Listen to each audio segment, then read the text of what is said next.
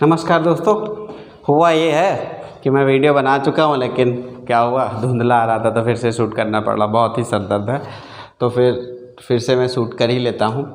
तो मैं फिर से वो चीज़ें बता देता हूँ जो एक बार बताई थी। मुझे बस मज़ा नहीं आता है, लेकिन क्या करें, अब मैं फिर से एक बार आपको बता देता हूँ। ठीक है, चलिए। तो सबसे पहले मैं इस बात को क्लियर कर देता हूँ कि हमें कब कब बनाना है। कि ये बनाना 1 अप्रैल से 31 मार्च तक, जिस सन का हो, हमें 20-21 बनाना है। ठीक है, तो हम 1 अप्रैल 2020 से शुरू करने वाले हैं और 31 मार्च 2021 तक का जितना ट्रांजैक्शन आपके खाते में होगा उसको हम लोग को लिखना है। ठीक है, तो ये लेज़र है, लेज़र बुक। पिछली बार इसी चक्कर में दिक्कत हो गई थी। ये इस तरह की होगी, एक तरफ व्यय होगा, एक तरफ प्राप्ति। पहले प्राप्ति होगा और फिर व्यय होगा। ठीक है, अब देखिए, प्राप्ति पक्ष इधर है, बिल्कुल वैसे ही छापा है। छापा मतलब बनाया है जैसे कि आपकी कैश बुक पे होता है। ठीक है, तो आपको याद रखना है और किताब आपको अपडेट करा लेनी है। ठीक है, याद रखिएगा, किताब आपको अपडेट कराएगी, बिना अपडेट कराए आप कुछ नहीं कर सकते। तो मान लीजिए, अब आपको तो पता नहीं होगा कि 1 अप्रैल के आपके पैसे खाता कितना था उसे, तो इसका देखिए लास्ट ट्रांजैक्शन जितना हुआ होगा।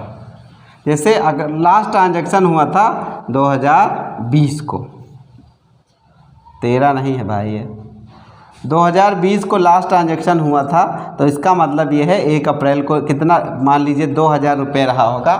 ठीक है, लास्ट ट्रांजैक्शन में आपको इतनी तारीख को 2000 रुपये खाते में बचा होगा। ठीक, तो यानी कि वो 1 अप्रैल को भी इतना ही होगा, क्योंकि आपने ना कुछ निकाला है और ना कुछ डाला है। तो 1 अप्रैल 2020 को भी इतना रहा होगा। ठीक है, तो देखिए यहाँ दिनांक है, मध्य जिसमें धनराशि प्राप्त हुई है, लेजर है, प्राप्ति धनराशि है, प्राप्त धनराशि, नगद, बैंक योग। ठीक है, उसके बारे में भी बाद में बात करेंगे। तो 31/3/2020 को प्रारंभिक अवशेष आपके खाते में कितना था, 2000 रुपये। वो आप कैश बुक पासबुक से देख के आप जान जाओगे। सॉरी, कुछ ज़्यादा ही, एक तो 12 मिनट का वीडियो शूट करने के बाद दोबारा शूट कर दो, एनर्जी लेवल अपने आप ही डाउन रहता है। ठीक है, तो 31/3/2020 को प्रारंभिक अवशेष देखिए यहाँ पर लेज़र पे, अगर आपने लेज़र बुक बनाई है तो नंबर डालिए, नहीं बनाई है तो कोई बात नहीं।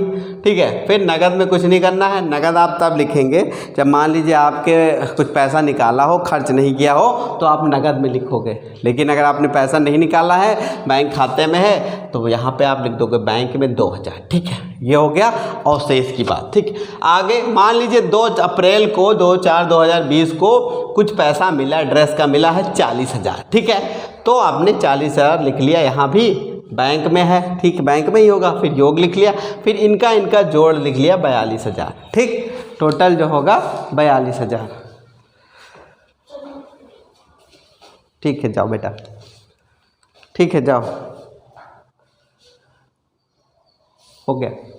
चलिए, तो ये हो गया, आपने लिख लिया कि टोटल योग हो गया। ये अप्रैल महीने का जो हम लोग लिख रहे हैं चीज़ें, वो सब अप्रैल महीने की हैं। जितना भी ट्रांजैक्शन खर्चा किया और जो मिला वो हम लोगों को अप्रैल महीने में लिखना। ठीक है, 2 तारीख को 40,000 रुपये आया। ठीक, मान लीजिए अगर बीच में एक और ट्रांजैक्शन हुए 2-3 आए वाले, ठीक है, तो आप नीचे लिख लोगे। उसके बाद इन सबको लाइन से जोड़ दोगे, जितने भी आपके पैसा आया, इन सबको जोड़ने के बाद टोटल योग आप लिख लोगे। ठीक है, अगर नहीं आएगा तो बीच में आप लंबा सा डैश खींच लीजिए, ताकि कोई और जो है आपके बीच में पास भर न दे भाई कोई कैश बुक में। ठीक है, तो इस तरीके से आपके खाते में 42,000 रुपये हो गए। इतना हो गया।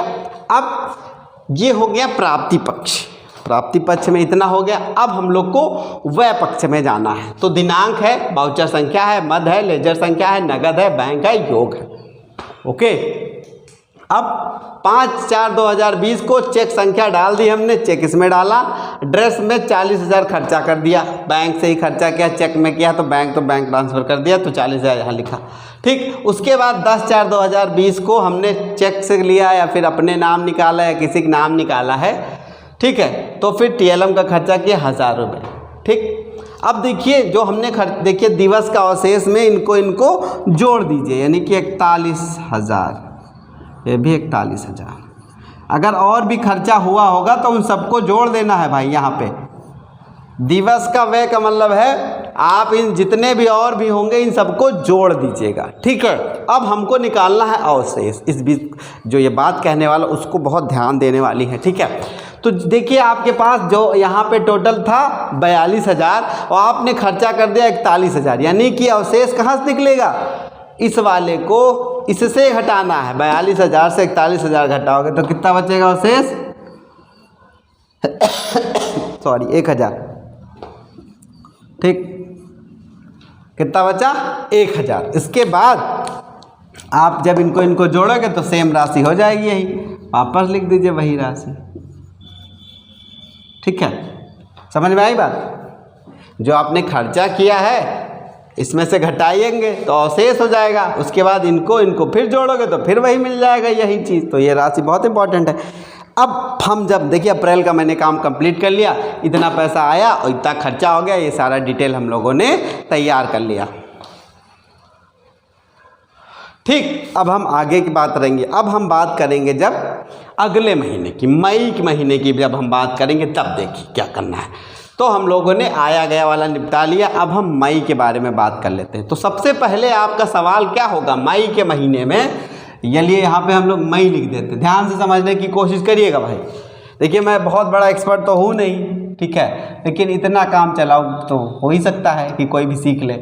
तो अब आ जाते हैं हम लोग मई के महीने में। तो 31 मान लीजिए अप्रैल का में इतना रहा, ठीक है, अवशेष, ठीक है, इतना रहा मान लिया।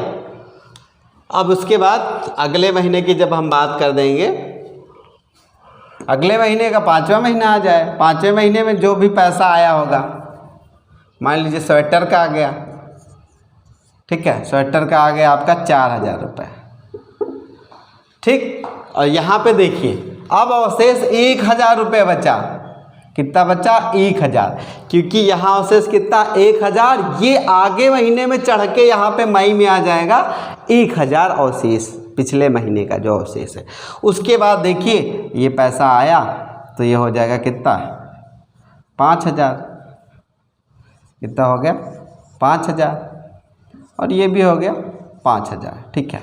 तो टोटल कितना हो गया 5,000। ये हम लोग बना रहे हैं मई महीने का, ठीक। अब हमारे पास 5,000 है। अगर खर्चा किया है तो इसको भरो, और नहीं खर्चा किया है तो पूरा आप नील दिखा दो। नील दिखा के ये अमाउंट जो है अवशेष में भी लिख दीजिए यहाँ पे, ठीक है, और यही अमाउंट यहाँ भी, ये भी मैं बता देता हूँ करके कि अगर आपने खर्चा ही नहीं किया है तो फिर कैसे लिख देंगे आप, ठीक है। यहाँ पे आप डेट चाहे डालिए चाहे ना डालिए, कोई फ़र्क नहीं पड़ता है। आपने कुछ नहीं खर्चा किया है भाई, कुछ खर्चा ही नहीं किया है, ठीक, कुछ नहीं खर्चा किया है तो ठीक है, कुछ नहीं खर्चा किया है तो बहुत अच्छा है। तो यहाँ आपके पास अवशेष कितना बचा 5,000, कुछ खर्चा नहीं किया है, यहाँ अवशेष 5,000 है, और यहाँ भी 5,000 हो गया, यहाँ भी 5,000 हो गया। ये पूरा आपने नील दिखा दिया, आपने कुछ खर्चा ही नहीं किया है, तो बात ख़त्म, ठीक है। अब ये जो 5,000 यहाँ का अवशेष है वो अगले महीने का अवशेष बच जाएगा जून का। तो हर महीने का अलग अलग हम लोग को बनाना है, ठीक है। बाकी अपडेशन जो होती है पासबुक पे, एक चीज़ याद रखिएगा, कभी कभी हैंड रिटन जो पासबुकें होती हैं उनमें ऊपर नीचे हो जाता है, तो हम लोग को जोड़ना पड़ेगा। जैसे पहले हमारे पास इतना था और इतना आया है, इनको जोड़ के देखेंगे कि 5,000 कौन सी लाइन में आ रहा है। कभी अब देखिए बैंक वाले भी बहुत जल्दी में रहते हैं, तो क्या होता है तारीख डाले, 4-5 तारीख डाल दिया है ऐसे,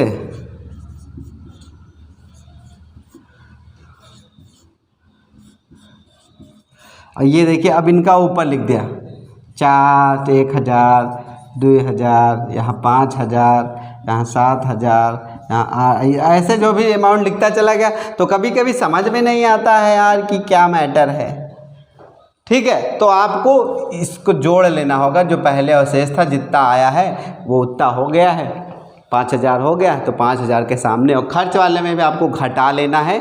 इससे आप टैली करते रहेंगे आपकी पासबुक से, तो आपके लिए बहुत ही आसानी होगी और कोई दिक्कत नहीं होगी। इधर जो अमाउंट लिखा होता है इस साइड में देखिए ये देखिए जो अमाउंट लिखा है किनारे साइड में, इधर बिल्कुल लास्ट साइड में, यही आपको टैली करते रहना है। तो इस तरह से आप अपनी कैश बुक बना सकते हैं।